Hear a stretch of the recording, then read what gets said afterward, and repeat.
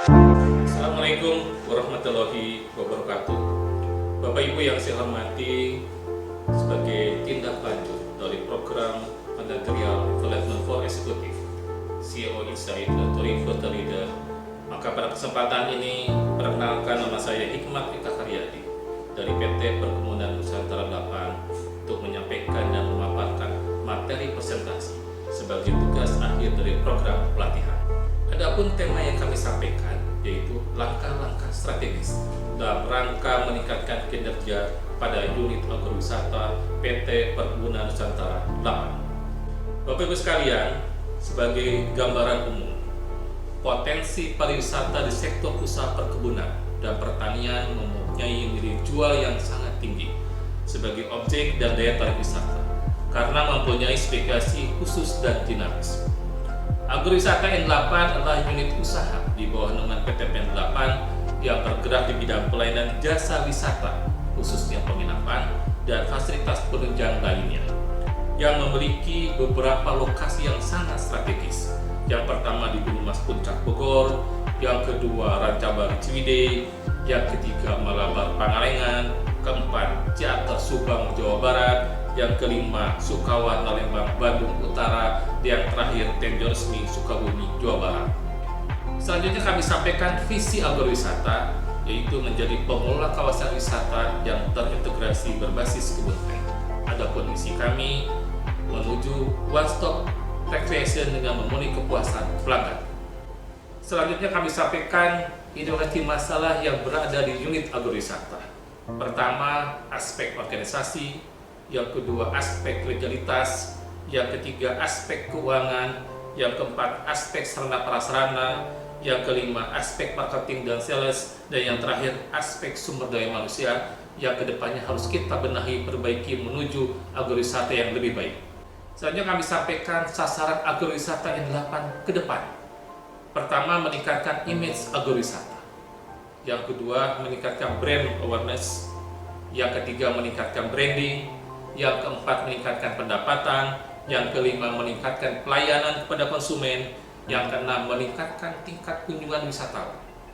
Yang ketujuh, meningkatkan kualitas sarana prasarana. Dan yang kedelapan, menjaga kondisi agrowisata yang berstandar CHSE sesuai dengan program BISA, yaitu bersih, indah, sehat, dan aman. Dalam rangka meningkatkan kinerja agrowisata, kami sampaikan beberapa langkah-langkah strategis, yaitu yang pertama, penambahan kewenangan dan penambahan area kelola agrowisata. Yang kedua, perubahan organisasi menjadi strategi bisnis unit. Yang ketiga, pengelolaan kawasan wisata terpadu.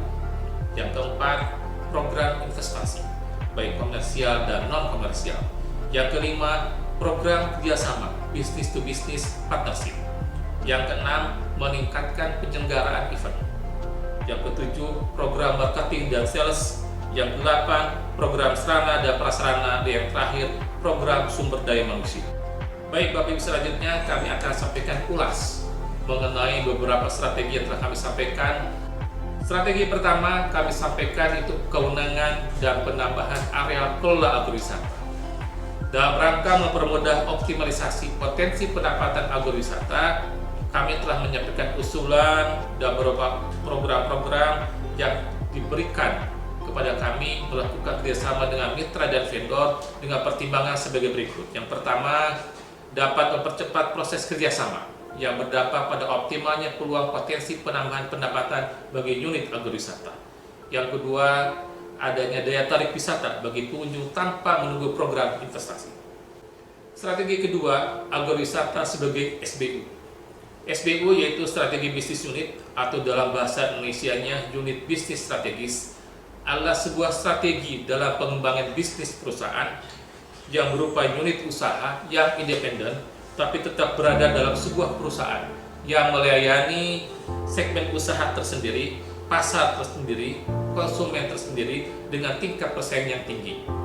Tujuan pembentukan SBU adalah untuk mempercepat pengambilan keputusan operasional, meningkatkan keunggulan, daya saing, meningkatkan revenue perusahaan, meningkatkan kreativitas dan inovasi, serta membangun jaringan yang kuat dengan mitra strategis. Strategi yang ketiga yaitu agrowisata kami mengusulkan sebagai pengelola kawasan wisata terpadu berbasis kebun teh. Ini salah satu inovasi pengembangan yang diusulkan agrowisata dalam rangka meningkatkan kinerja agrowisata. Kawasan yang kami usulkan sebagai pengelola kawasan wisata terpadu yaitu terletak di kawasan Kebun Gunung Mas, Puncak Bogor, yang arealnya memiliki 275 hektar. Potensi pasarnya sudah terbentuk, potensi kawasan wisatanya telah terbentuk, sehingga kami akan lebih mudah dalam rangka meningkatkan atau membentuk sebagai kawasan wisata terpadu berbasis kebun teh. Adapun tujuan kawasan wisata yang pertama sebagai upaya mempercepat pertumbuhan pariwisata dalam rangka memberikan kemudahan perizinan bagi pelaku wisata untuk mendorong pertumbuhan dan percepatan pembangunan kawasan wisata. Yang terakhir, menyediakan fasilitas lahan wisata yang berwawasan lingkungan. Strategi keempat yaitu investasi pembangunan dalam rangka meningkatkan kinerja serta dalam rangka menambah wahana-wahana dan fasilitas baru di agrowisata. Kami mengusulkan anggaran investasi, yang mana anggaran investasi ini terdiri dari anggaran investasi komersial dan anggaran investasi non komersial. Strategi kelima yaitu program kerjasama. Bentuk kerjasama dalam kawasan adalah antara pengelola dengan mitra strategis. Karena dalam rangka pengelolaan kawasan kami tidak bisa berdiri sendiri, tapi kami harus menggandeng beberapa mitra strategis, sinergi dan kolaborasi dalam membangun kawasan. Konsepnya kerjasama operasi atau KSO, bangunan guna serah terima atau BOT, dan bangunan serah guna BTO. Strategi keenam yaitu calendar event. Dalam rangka meningkatkan kinerja, khususnya bagaimana meningkatkan daya tarik wisata, khususnya meningkatkan kunjungan wisatawan ke kawasan agrowisata, maka kami akan melakukan kerjasama dengan beberapa event organizer, komunitas lainnya, media, dan lain dalam rangka penyelenggaraan event. Mudah-mudahan dengan event ini akan berdampak sebagai daya tarik wisata ke kawasan Gunung Mas Puncak Bogor. Langkah-langkah strategis sudah kami sampaikan, namun langkah saya tidak akan berhasil tanpa didukung oleh program marketing agrowisata. Adapun program marketing agrowisata yang pertama, Fund for New Agro, di antaranya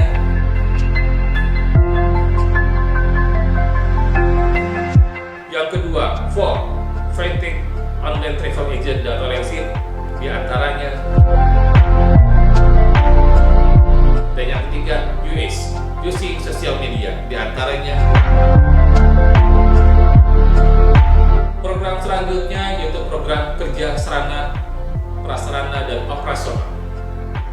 Adapun program ini sarana prasarana agrowisata meliputi program fasilitas existing yang meliputi pemeliharaan existing agrowisata, meliputi penginapan, trek tiwo, trek sepeda, dan toilet umum. Adapun program sarana prasarana operasional detailnya meliputi kami sampaikan program sumber daya manusia. Bapak Ibu sekalian, tadi langkah-langkah strategis sudah disampaikan, program marketing, program sarana prasarana sudah disampaikan. Namun semua muara ini tanpa didukung oleh sumber daya manusia tidak akan berjalan dengan baik. Oleh itu, salah satu program unggulan SDM agrowisata yaitu meningkatkan skill dan kompetensi sumber daya manusia di internal unit agrowisata. Adapun program-programnya dapat dilihat dengan pemaparan sebagai berikut. Selanjutnya kami sampaikan pandangan peserta terkait tantangan dan peluang PTPN ke depan. Yang pertama, bisnis utama PTPN saat ini fokus kepada komoditi utama atau industri hulu. Sudah saatnya PTPN melakukan transformasi bisnis dengan fokus kepada optimalisasi aset, terutama pengembangan industri hilir, yaitu pengembangan agrowisata, kawasan industri, dan industri hilir teh, dan produk lainnya yang berdampak memberikan nilai tambah untuk perusahaan. Yang kedua, visi PTPN ke depan harus dirancang untuk jangka waktu 5 tahun ke depan dengan konsep SMART, harus terukur, relevan, dan implementasinya berjalan dengan baik. Yang ketiga, profil pemimpin PTPN ke depan yaitu memiliki kepemimpinan yang baik, memiliki pandangan ke depan untuk visi dan misi, memiliki program kerja yang terukur dan terarah, SMART, melakukan terobosan atau inovasi dan pengembangan, melakukan perubahan budaya kerja dan etos kerja yang baik, dan yang terakhir, pemimpin yang memiliki akhlak yang baik. Akhirnya pada kesempatan ini kami sampaikan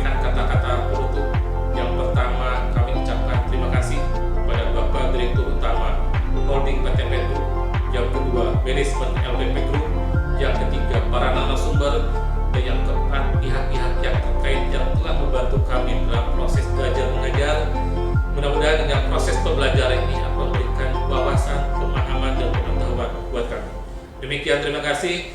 Wabillahi taufiq wa hidayah. Wassalamualaikum warahmatullahi wabarakatuh.